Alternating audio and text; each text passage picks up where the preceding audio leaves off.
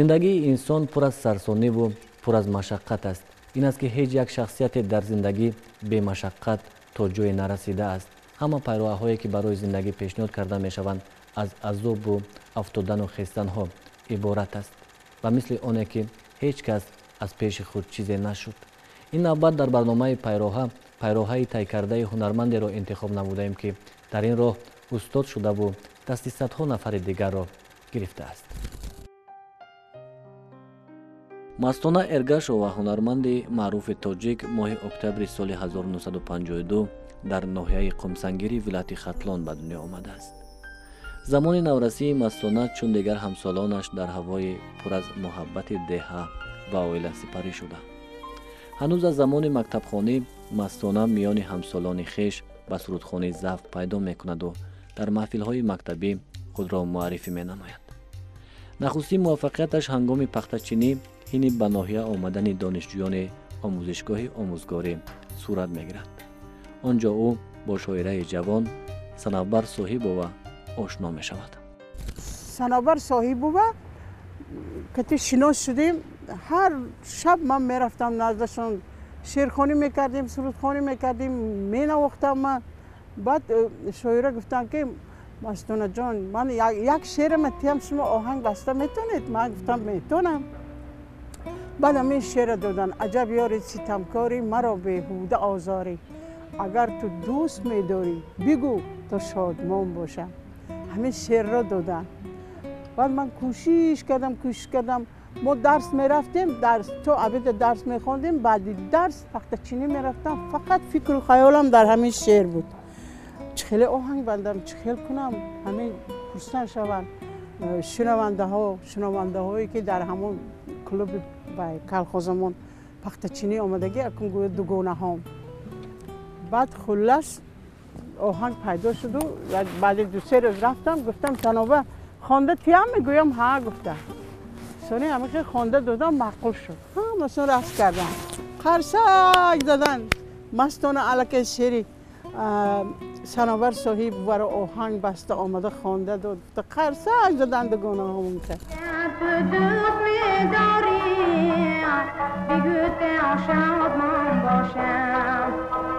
اگر تو دوست می‌داری بگو که شادمان باشم.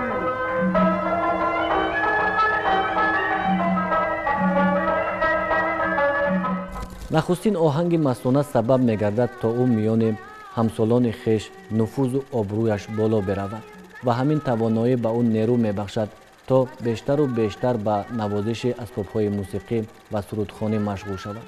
вале таърихи ба хонаи радио роҳ ёфтани сурудҳои ӯ каме дигартар аст. танҳо ҳамин суруди агар ёри ситамгорӣ сабаб мегардад то ӯро шунавандагони радио қабул бикунанд ва дӯст бидоранд. тирамоҳи соли 1969 ман як сафари хидматӣ доштам ба ноҳияи Қумсангир ки имрӯз ноҳияи Ҷайҳон аст.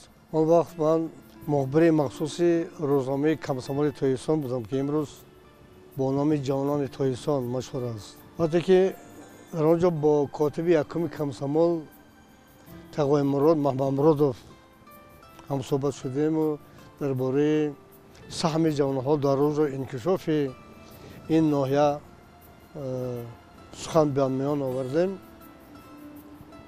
вай гуфт ки биё бетароҷ ба назди котиби якуми ҳизби коммунисти ноҳия мерем.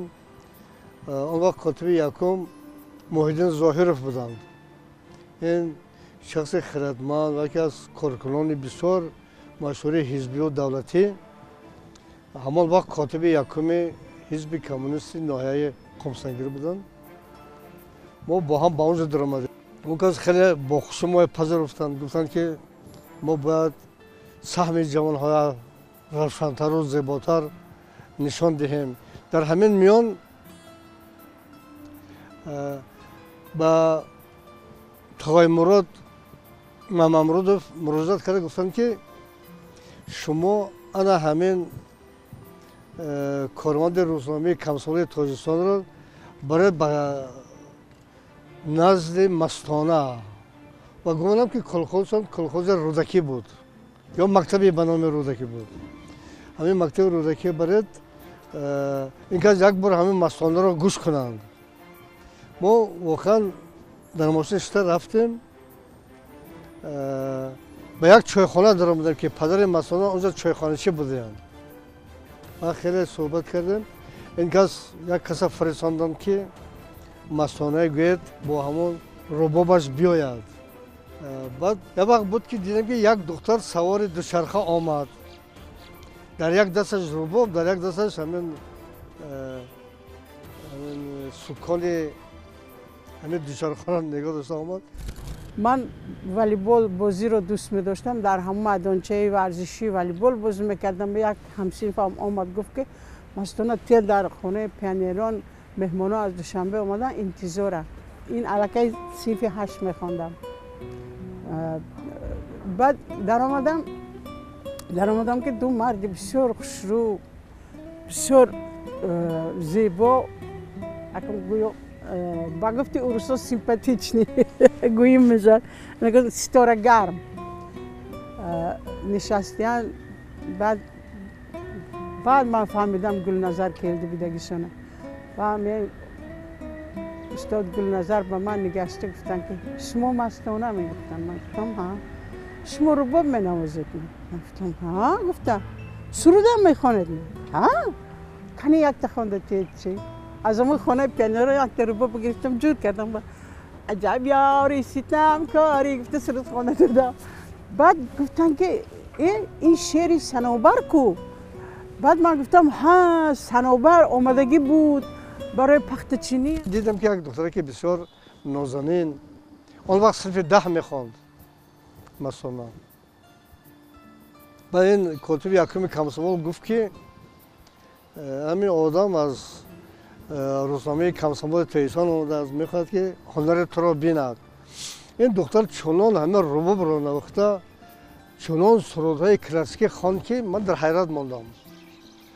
باید بگم که مستانه یکی از سرندگان بسیار هنرمند شش مقام است تا به امروز.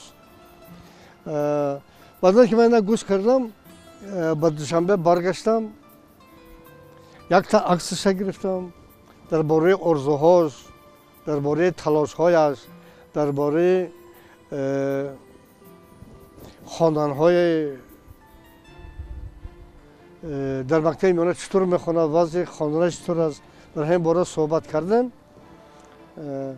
بعد من یک عکسش گرفتم، با دوشنبه برگشتم در گازیته در روزنامه کمسوال تهران در همین باره نوشتم با نام ترانه مستانه.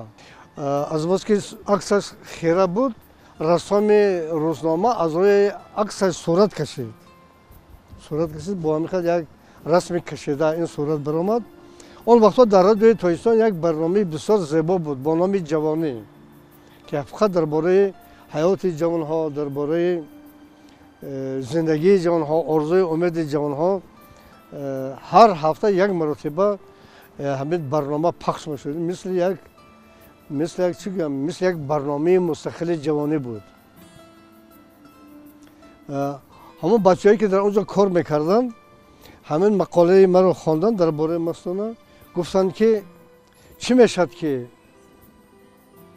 همین مقاله تو رو ما استفاده کنیم، همین اوچرک تو رو استفاده کنیم و آواز مستانه را ما رفته ثبت کرده بیاریم با وسیله رادیو پخش کنیم. واقعا آنها رفتن در قمسنگیر، همون که من نشانه داده بودم، رفتن پیدا کردن. گفتن یگان سرود خوانده تید؟ حتما همین سرود خواندم. همین سرود شعری صنوبر رو خوانده. بعد باز یک سرود دیگه خواند. گفتن از استاد جورابک مرادف نمیدانم کدام سرودشان خوانده دادم، رپرتور به ثبت کردن. رپرتور به ثبت کرده بردن و در رادیوی تاجیکستان انا پخش کردن. شهر عزیزی دلبرم مهرش شده بالو برم. همین گونه می شود که هنوز هنگام 15 سالگی مستانه در دل و دیده دوستداران صنعت جای می شود. ثبت پای همین سرودهای مستانه ва тариқи радиои Тоҷикистон пахш шудани онҳо сабаб мешавад то Мастона ба факултаи санъати донишгоҳи педагогии Тоҷикистон дохил шавад ва дар ин донишгоҳ бо ҳунармандони маъруф Шоиста Муллоҷонова, Боймуҳаммад Ниёзов, Барно Исҳоқова, София Бадалбоева ва даҳҳои дигарон ошнову ҳамкор гардад. باور کنید در یک روز من به حتی 150 دانه مکتوب می آمد، چون که آوازم پخش شدگی سرودم با وسیله رادیو رفت، همه خیلی مکتوب بسیار می آمد که من باید خوندم بایم حتی وقتم نمیشد، به حد بسیار بود. بعد اخیرش نشد کدامش حسنی خطش خوشروی باشد همون به جواب می نوشتم، اگر بیزیب باشد جواب نمی نوشتم. عجیب. برای تالنت و برای وی هنرهایی که مستانه ما دارد در ریسپوبلیکای ما این یک تا مستانه است، گرچنده که بعدی که مستانه ما در تاجیکستان مشهور شد، زنهای تولد میکردن دخترچه هاشون برای خاطر مستانه میماندن. حاضر در تاجیکستان مستانه بسیار شدگی، نه برای خاطر مستانه، نه برای آبروی مستانه. در تشکل و تکمیل چشمخان بسیار حصه گذاشت. خودش هم بسیار آهنگ‌های زیبا دارد. من می‌دانم که با یک شعر خانم گلرخسار من تاج سر کردم، ظفر کردم. بسیار آهنگ زیباست که چند آوازخوان دیگر هم می‌خوانند، اما هیچ کس مثل مستانه خواندن نمی‌تواند. بسیار صنعتکاران نامی، استادان صنعت به ما درس دادن، از نطق صحنه، از حرکت صحنه. مثلا راهبر صنف ما اول اصلی برهانوف بودن، ارتیست خلقی اتحاد شوروی. من راهبر صنف ما تورخان احمد خانوف بودن. از اکتیوری انا همین ها درس دادن، از نطق صحنه باشد اگر مریم عیسایی و حبیب الله عبدالرزاق و شادروان محمود جان واحدوف حتی درس دادن. برای همین من در مدت 2 سال در یکم و دوم کورسی زبانم خوب شد، زبان یعنی تاجیکی هم بسیار خوب شد و باور کنید که همون دانشگاه را سال 1974 ختم کردم. بعد آیله دار شدم، 2 تا فرزنددار شدم. انا سال 1978 با انسامبل 6 مقام کمیته رادیو و تلویزیون به کار آمدم. از بس که من بسیار با این آدم رفت آمد داشتیم، با بسیار جمع آمدهای جامعه خودم دعوت میکردیم، به روزنامه کمسامه تایستان دعوت میکردیم. این بسیار یک دختر خاکسار، یک دختر عادی و همیشه در همین محفل‌های ما فعال بود. از جمله یک سرود مرا هم که این آهنگ بسیار زیبا هم داشت، گلدسته مچین امروز با من بنشین، امروز با دخترهای با بانوان دوتارنماز بسیار زیبا میخواند. حالا مستانه در کنسرواتوار ملی تاجیکستان درس میدهند، با جوانها هنر سرایندگی را یاد میدهند. سرودهای مستانه ارگا شود در بخش سرودهای خلقی، 6 مقام و استرادی خیلی زیاد هستند که در خزینه خانه رادیو تا به امروز حفظ میشوند. مستانه ارگا شود در زندگی خویش همیشه کوشیده است تا با آهنگسازان موفق جامعه همکار و همساز باشد. سرودی که برای او یک نفوذ تازه بخشید و او را شنوندگان بیشتر و بیشتر دوست داشتند، این سرود الله مستانه بود. طفلی گریانم کلان شو، طفلی گریانم کلان شو، در جهان از من نشان شو، در جهان از من نشان شو، داستان شو، داستان شو. سال 1985 بخشیده به 40 سالگی غلبه خلق شوروی بر فاشیسم آزمون اعلان شد. سرود بهترین. و در اینجا من برای مستانه سرود الله مادر را نوشتم بر متن استاد لایق شیرالی. و این سرود در این آزمون اونجا اساساً بیشتر کمپازیتورای نامی فتا آدینایف و دامیر دوست محمدов و میراتلا عطایف و خیرلا عبداللهیف اشتراک کردم و من خیلی جوان بودم. همین سرود الله مادر را پیشکش کردم و این سرود جای دویم رو اشغال کرد. لیکن این سرود تا امروز مردم گوش میکند، میپرستند. در دل این از اکنون الله تا این وقت بود و الله های بسیار بود، نه که در سبک خلقی، نه که این سرودی پروفسیونالی بود، کسبی بود، نه که تکیه به سرودهای مردمی بود. جای یکم رو از بس که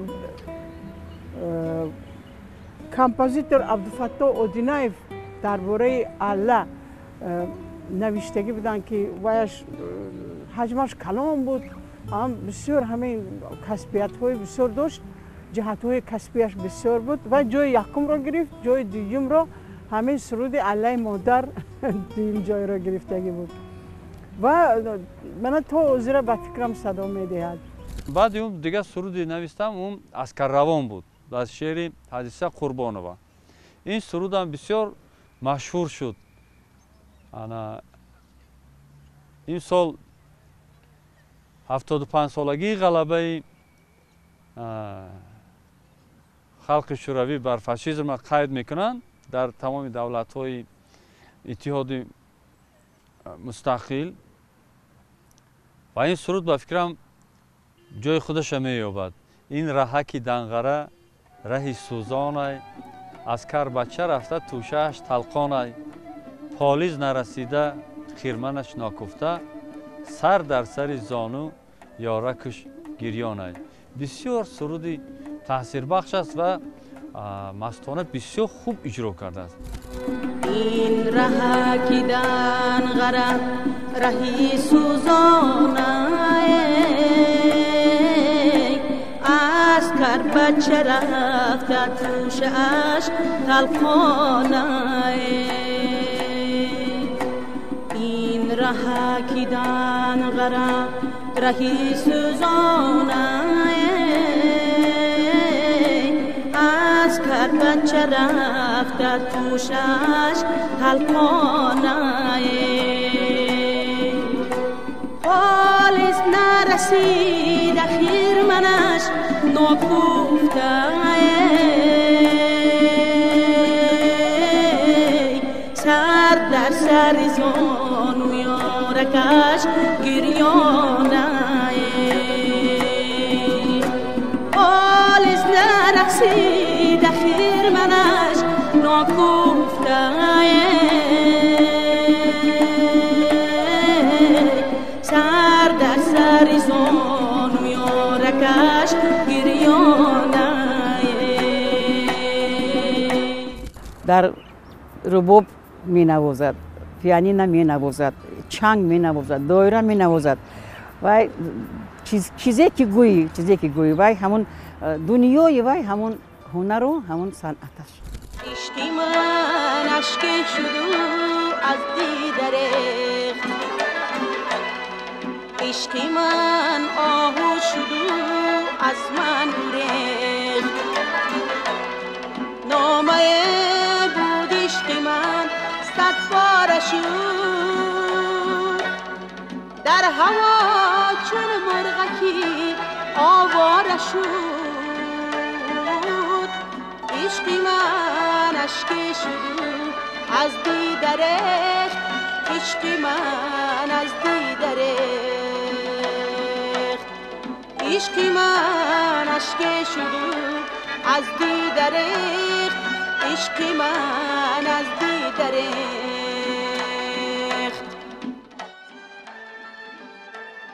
فعالیت اصلی هنری او در انسمبل 6 مقامی کمیته تلویزیون و رادیوی نزد حکومت جمهوری تاجیکستان صورت گرفته است.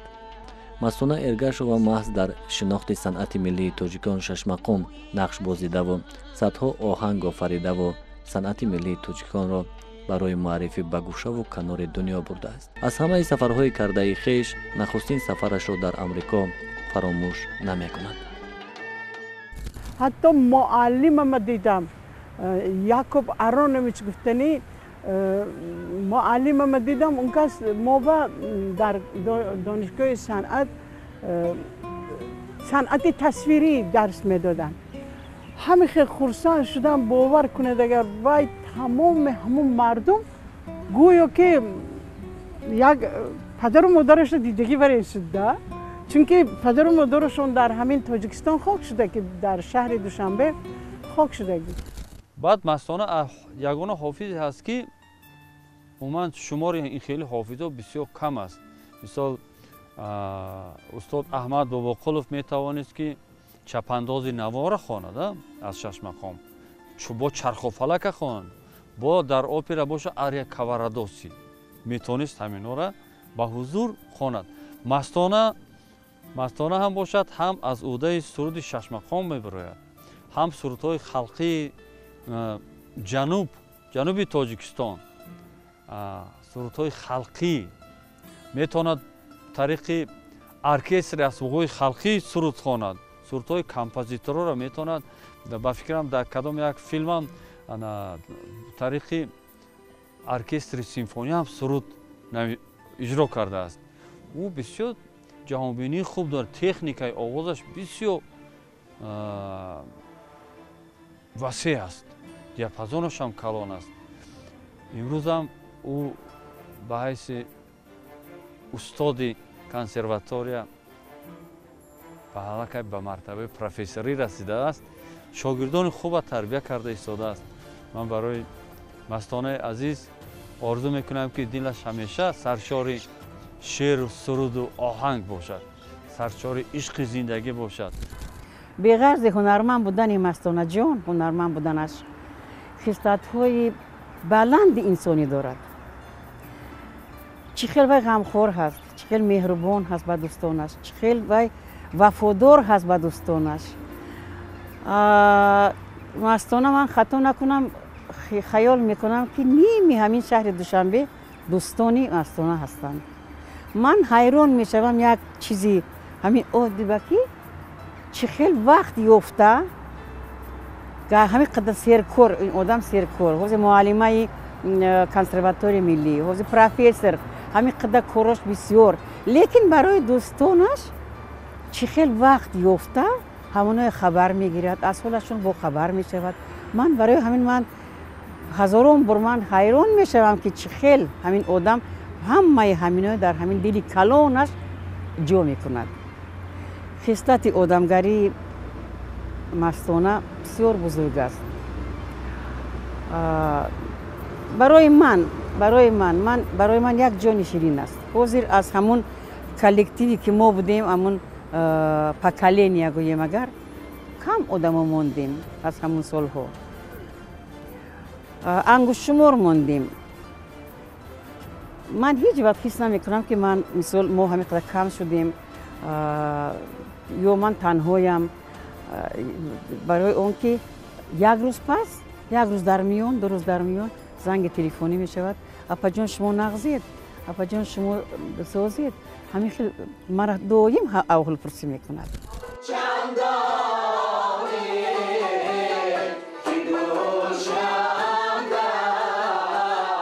در فعالیت ایجادی خود مستانه ارگاشووا انسامبل دختران رباب نواز را تشکیل می کند و از آن هنگام صاحب مکتب خاصه ایجادی می گردد. تا به امروز صدها نفر هنرمندان نزد او سبق گرفته و هنر آموختند. همه خدمت‌های این بانوی هنر را به نوبت گرفته، حکومت جمهوری تاجیکستان اول او را با عنوان هنرمند خدمت نشان داده و بعداً با عنوان عالی هنرمند مردمی تاجیکستان سزاوار گردانیده است.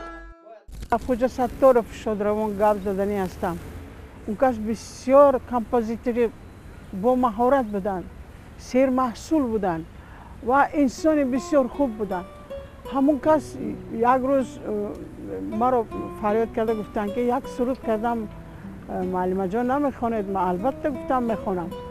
بعد این سرود استرادی بود، آهنگش تلفظ ستار خودشان نوشته بودن، شعرش از رفاعت سید احمد بود اگر در یادم باشد. بعد من با علاقه مینوسش تیار بود با گلشن، استراده گلشن، من در خانه رادیو آوازم رو ثبت کردم. سرودی خوب برآمدگی.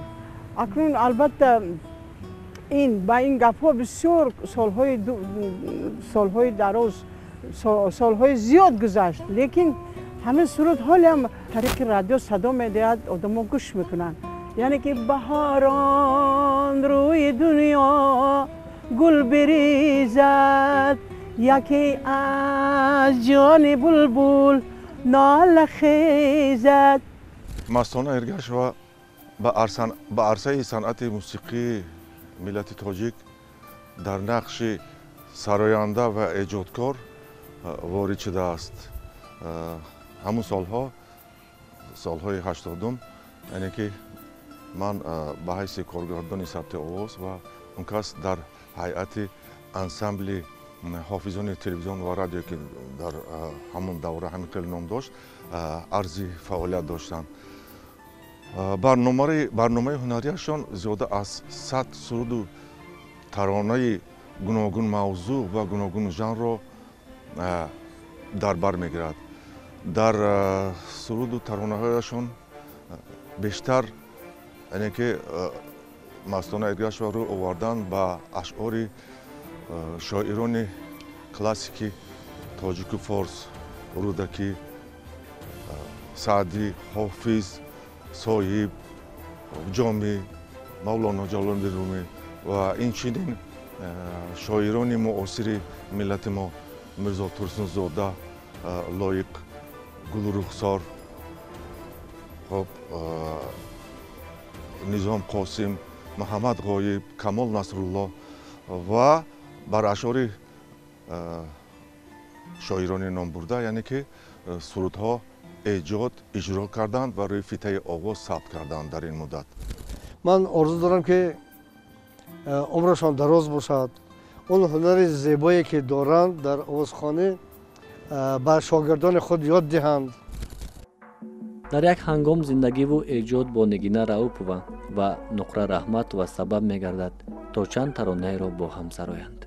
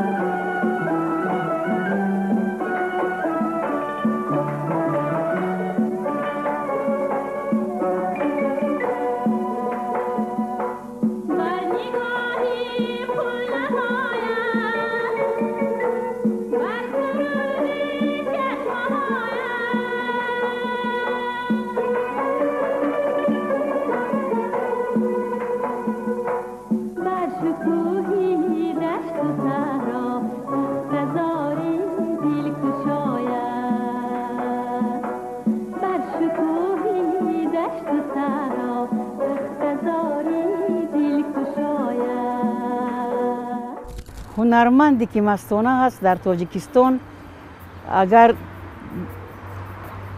من گویم که وی دو تا سه تا هست خطا نمی کنم، برای که همه عضو بدن و رگ و پیونده که مستانه هنر است. در کدام ژانری که اگر مستانه برآمده اگر خواند و خوانده میتواند، استرادی هم میخواند، کلاسیکی هم میخواند، شش مقام هم میخواند، مردمی میخواند، چیزی که باشد و با همون سالهایی که نو پیدا شدگی آمدگی در صحنه تاجیک در صنعت قدم ماند و دومین دختری با رباب سرود میخواندگی بود. بعدی سلامت قبیلوه با رباب سرود میخواند، دومین دختر بود. برای هنرمند بودن مستانه اکنون من وای من معرفی هم نکنم همه میدوند که وای چقدر هنرمند است با قله های بلند صنعت رسیدگی همش هنر هست. امروز از تقدیر خیش و پیروهای انتخاب کرده خود قهرمان ما راضی است و همیشه با آن امید زندگی میکند که صنعت ملی تاجیکی رشد کند و به سراسر جهان معرفی شود. با همین مقصد زندگی میکند و شاگردان خیش را در کنسرواتوری ملی تاجیکستان تربیت مینماید. از پیروهای انتخاب کردن بسیار راضیم. از من سوال میکنن که شما اگر یک بار دیگر به دنیا بیایید کدام کسب را انتخاب میکردید؟ من همیشه میگم باز همین کسب را، یعنی کسب صنعتکاری را.